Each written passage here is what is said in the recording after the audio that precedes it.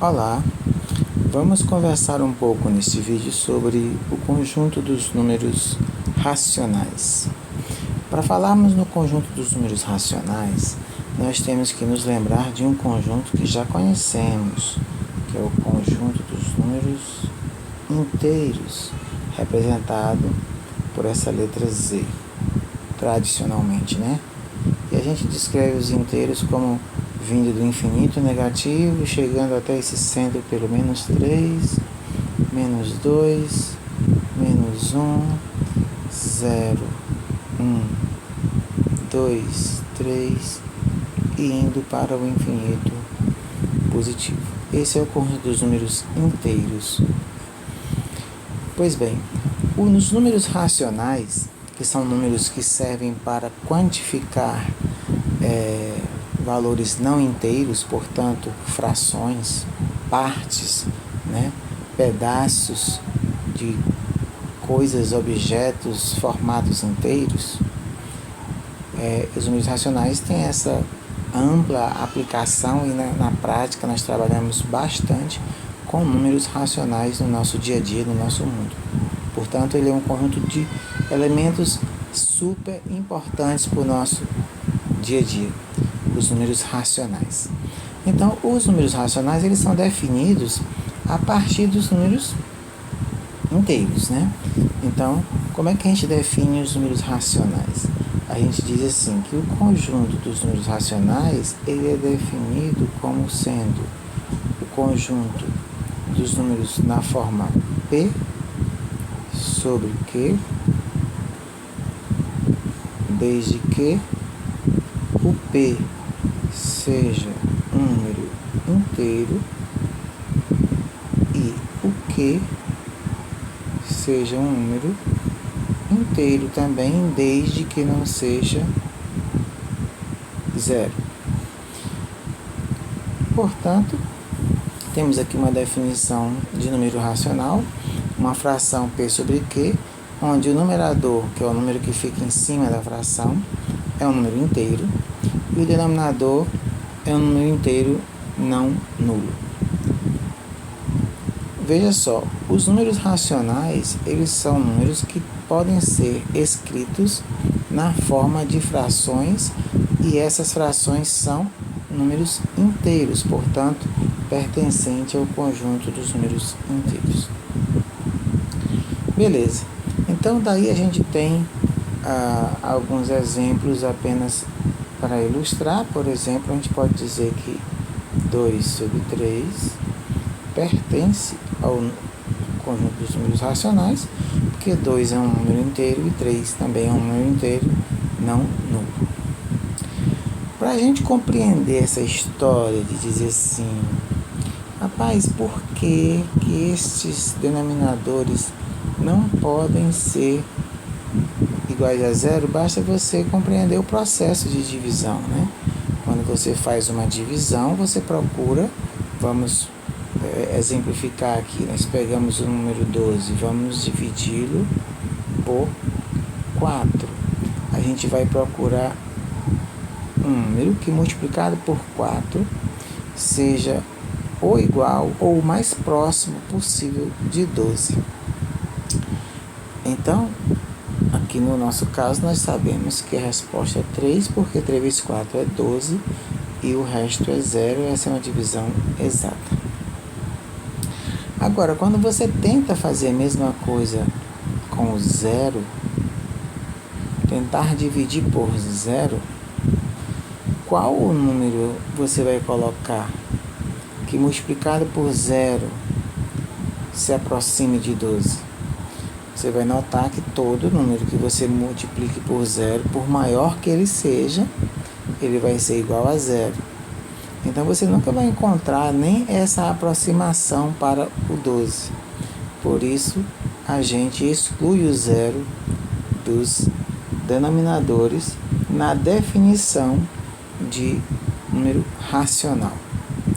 Aliás, o número racional, o conjunto dos números racionais, é representado por esta letra Q, por conta da palavra quociente, ou seja, tem a ver com o processo de divisão. Então, nós temos, sempre que nós tivermos um número racional puro, podemos pensar em uma divisão. Mas puro por quê? Porque existem os números inteiros que podem ser escritos na forma de um número racional, e isso é bastante interessante, né? Por exemplo, nós temos aqui o número 2. O número 2, ele é um número natural e, portanto, é um número inteiro. Logo, eu posso dizer que 2 pertence ao conjunto dos números inteiros. Mas eu posso também dizer que o 2, ele é igual ao 2 sobre 1. E o 1 é um número inteiro. Então, o 2 ele pode ser escrito no formato de uma fração de dois números inteiros, o numerador 2 e o denominador 1. Logo, eu posso concluir que o 2 pertence também ao conjunto dos números racionais. Esse mesmo raciocínio me permite concluir que todo elemento inteiro, qualquer que seja ele, pode ser escrito como uma fração sobre 1, né? Ou seja, se eu quiser generalizar, se eu tiver aqui um x pertencente a z, né? Então, eu vou ter que x é igual a x sobre 1. Logo, x pertence ao conjunto dos racionais também. Por isso, nós dizemos que todo elemento inteiro é elemento de Q dos racionais.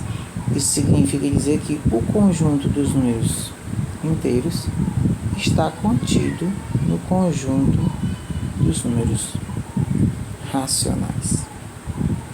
Pois bem, o conjunto dos números racionais é o começo de uma longa conversa, mas hoje nós estamos apenas nos apresentando.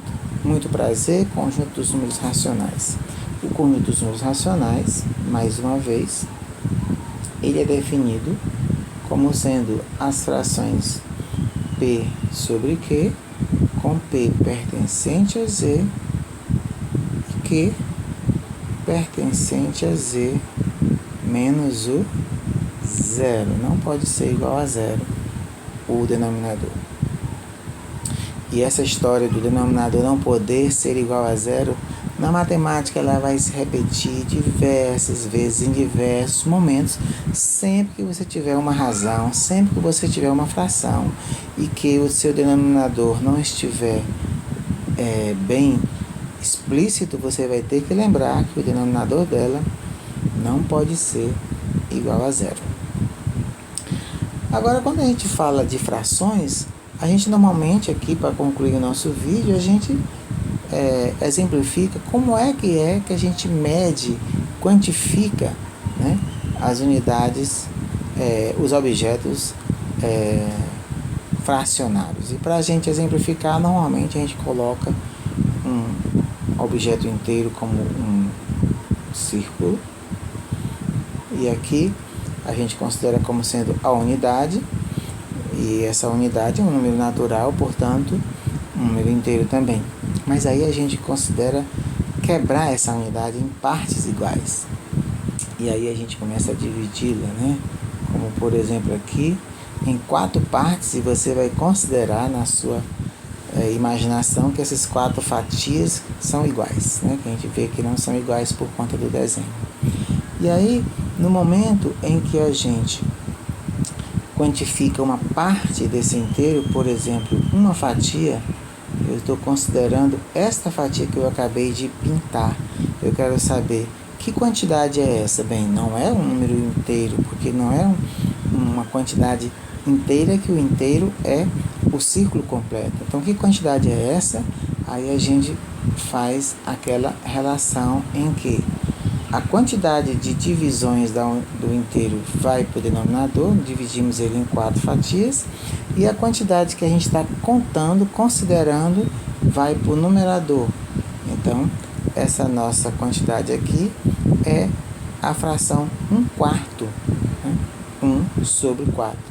Então, 1 sobre 4 é uma forma de mensurar, de quantificar este pedaço do círculo, né? Essa mini pizza aí. Então, o raciocínio ele começa a ficar repetido. Podemos fazer aqui um outro círculo bem bonito e fazermos aqui também uma outra divisão. Mas agora vamos dividi-lo em 8 fatias com muita boa vontade, fatias iguais. E agora a gente vai pintar, vamos supor aqui, uma fatia, 2, 3. Essa parte pintada é uma parte da unidade. Representa qual fração? Ou qual fração representa essa parte pintada, né? Então, mais uma vez, a gente dividiu a unidade em 8 pedaços, 8 fatias, e queremos considerar 3. Então, aqui nós temos a fração 3 oitavos.